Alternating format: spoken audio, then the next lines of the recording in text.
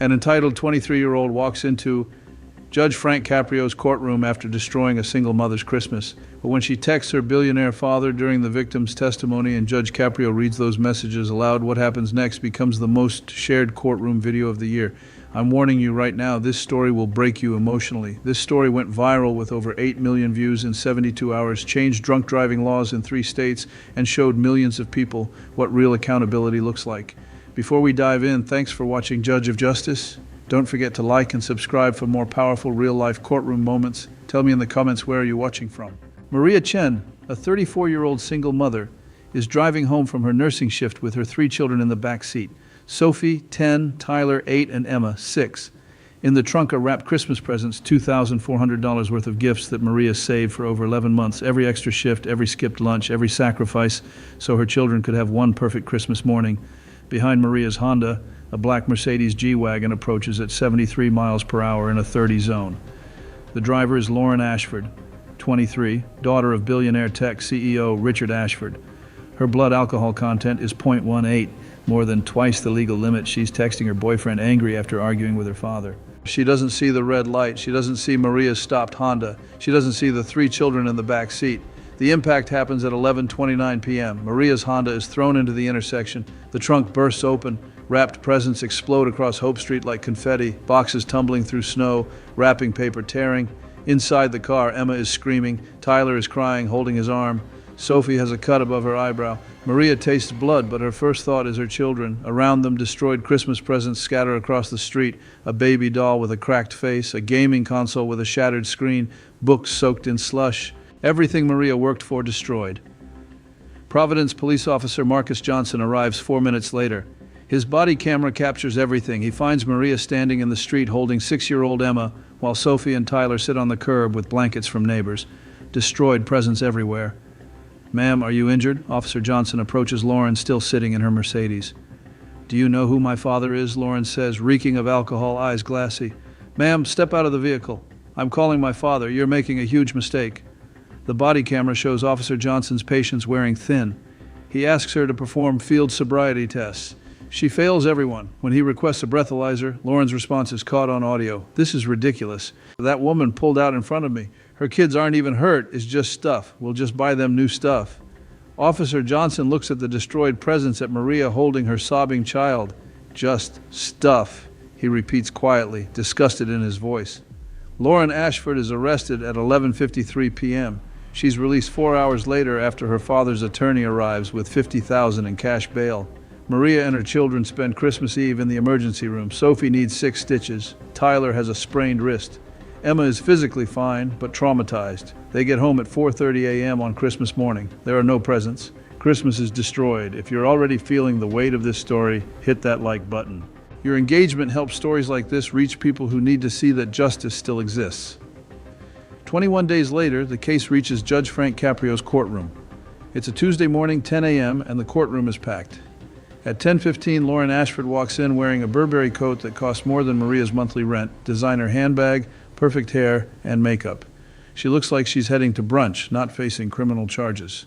Maria is already seated, wearing her nursing scrubs, exhausted from working double shifts trying to replace what was destroyed. Judge Caprio enters. Everyone rises. He takes his seat, adjusts his glasses, looks at Lauren. "Miss Ashford, you're charged with driving under the influence, reckless driving, and 3 counts of child endangerment from Christmas Eve. How do you plead?" Right here is where the entire case stops being just a car crash story and becomes a lesson in systemic privilege. Pay attention to how early entitlement shows up, because it'll come back full force later in the courtroom. Attorney stands immediately. "Your Honor, my client pleads not guilty. We believe this was an unfortunate accident, that Miss Ashford's blood alcohol was within acceptable limits." Judge Caprio's eyebrows rise.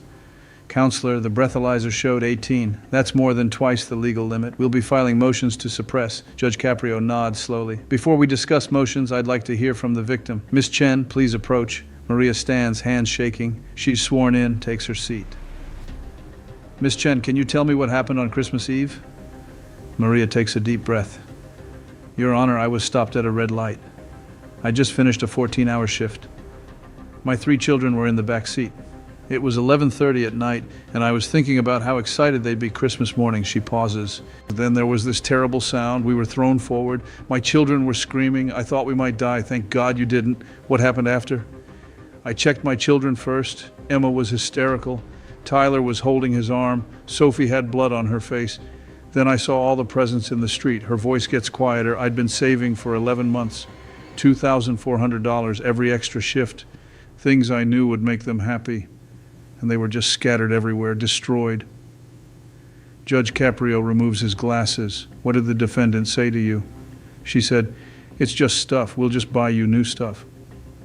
The courtroom stirs. Judge Caprio's jaw tightens. He looks at Lauren, who's scrolling through her phone under the table. "Miss Ashford, are you texting right now?" Lauren looks up, startled. "I'm sorry, Your Honor. I was just checking something during the victim's testimony." "Put the phone away now." Lauren drops it into her handbag with an exaggerated sigh. Everyone hears. Judge Caprio returns to Maria. "Can you tell me about the impact on your children?" Maria starts crying. "Your Honor, Emma is 6. She had nightmares for 2 weeks. She won't get in a car without crying. Tyler sprained his wrist, missed baseball training. Sophie needed stitches. She has a scar she'll have forever." She looks at Lauren. "But it's not the physical injuries that hurt most. We didn't have Christmas." "I told them presents didn't matter, but they're children. They don't understand. Santa didn't come. The one day that's supposed to be magical was taken by someone who couldn't stop drinking and texting." Guys, what happens next is explosive. If you're not subscribed, hit that button now because Judge Caprio is about to do something unprecedented. "I work 2 jobs, Your Honor," Maria continues through tears. "I'm all they have. I worked so hard to give them one special day." She took that. She said it was just stuff, but it was 11 months of sacrifice. 11 months of choosing work over time with my children so I could give them one perfect morning. "Miss Chen, did Miss Ashford reach out after the accident to apologize to check on your children?" Maria shakes her head. "No, Your Honor. The only communication was from her attorney 3 days ago, offering me $500 not to testify today." The courtroom erupts. Judge Caprio slams his gavel. "Order." He looks at Lauren's attorney. "Is that true? Did you offer $500 not to testify?" The attorney stands less confident now. "Your Honor, we made an offer to settle privately. That's witness tampering. Counselor, you're dangerously close to contempt." Judge Caprio stands and walks around his bench, eliminating the formal distance. "Miss Ashford, stand up, please." Lauren stands slowly, inconvenienced rather than remorseful. "Miss Ashford, I've been on this bench for over 30 years. I've seen thousands of DUI cases, people who make genuine mistakes and feel truly sorry." He pauses. "You are not one of those people." "Your Honor, I'm not finished. You drove drunk on Christmas Eve at 73 miles per hour. Texting, you destroyed Christmas for a family that saved all year. Your response was, 'It's just stuff.' Do you understand what you took from those children? Not just presents, but their faith, their safety, their belief that the world is fair." Lauren opens her mouth, but her phone buzzes in her handbag. Everyone hears it. "Miss Ashford, is that your phone?" "I told you to silence it. It's just a text. I'll ignore it the same way you ignored the red light, the speed limit, the consequences." Lauren reaches into her bag, glances at the screen, and starts typing. "Miss Ashford, are you texting right now in my courtroom?" Lauren looks up, caught. "I'm just telling my dad what's happening. Your father? Give me that phone right now." "What? Hand me that phone immediately." Lauren reluctantly hands over her iPhone. Judge Caprio looks at the screen and his expression changes to disbelief. He starts reading aloud. "Dad, this judge is being so unreasonable. The woman is literally crying about Christmas presents. Like we'll just buy her new stuff. Can you call someone? I want this over with. I have lunch plans at 12:30. The courtroom explodes. Judge Caprio holds up his hand for silence. He scrolls up. "These are from this morning. GH, I have to go to court today for that stupid Christmas thing. So annoying. And this one at 9:53. I'm not wearing the conservative outfit you suggested. This isn't a big deal." He scrolls further. "This was sent at 10:21 while Miss Chen was testifying. Dad, seriously, call Judge Caprio's office. This is ridiculous. I said we'd pay for stuff. What more does she want? What more does she want?" Judge. That phrase, "just stuff," is the moment the audience always rewinds. This isn't just disrespect. Legally, this kind of dismissive mindset often becomes critical in sentencing because it shows zero remorse. Judges remember this. Trust me.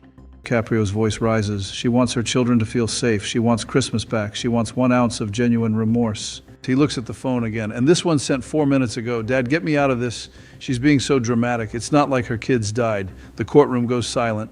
Maria stands up, body shaking. "It's not like my kids died. You could have killed them. 73 miles per hour, drunk texting. My 6-year-old has nightmares. You're texting your daddy that I'm being dramatic because they didn't die."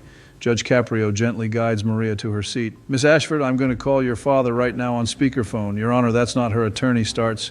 Bailiff, get me Richard Ashford's office number. The phone rings. A professional voice answers. Richard Ashford's office. This is Judge Frank Caprio from Providence Municipal Court. I need Mr. Ashford immediately regarding his daughter's case. One moment, please. A confident male voice comes on. Judge Caprio, this is Richard Ashford. Mr. Ashford, I'm in the middle of Lauren's hearing. I'm putting you on speakerphone in a full courtroom. Understood.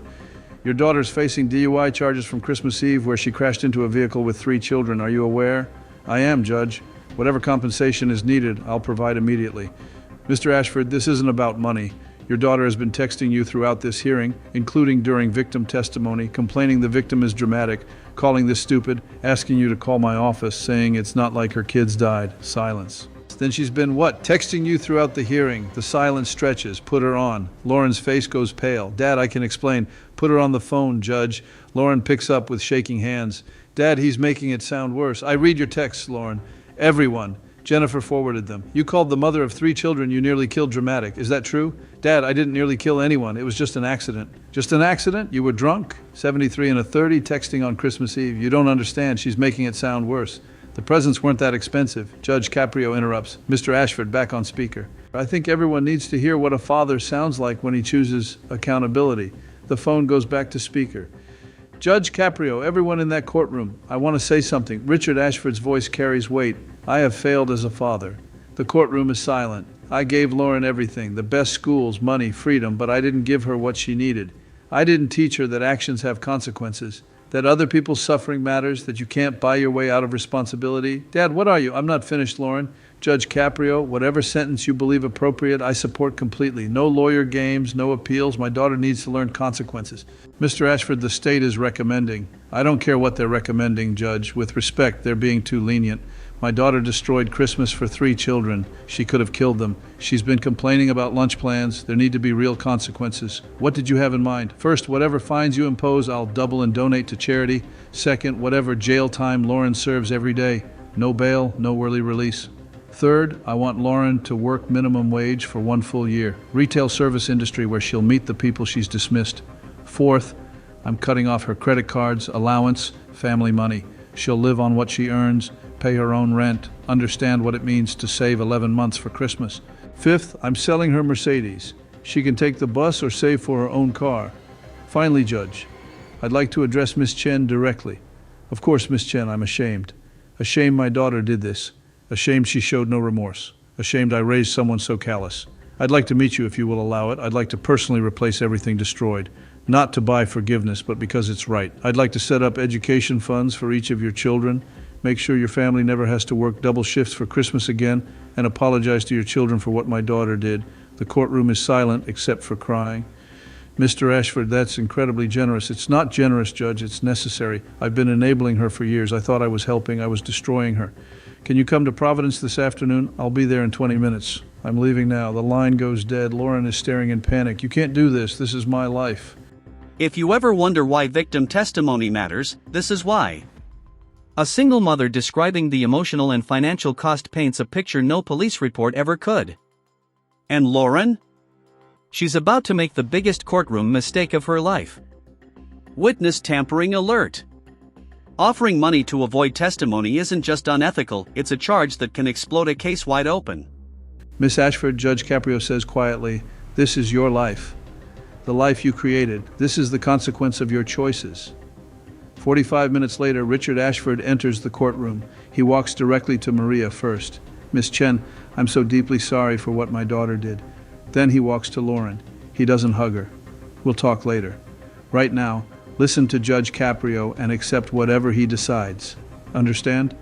Lauren nods miserably. Judge Caprio returns to the bench. Miss Lauren Ashford, stand. Lauren stands.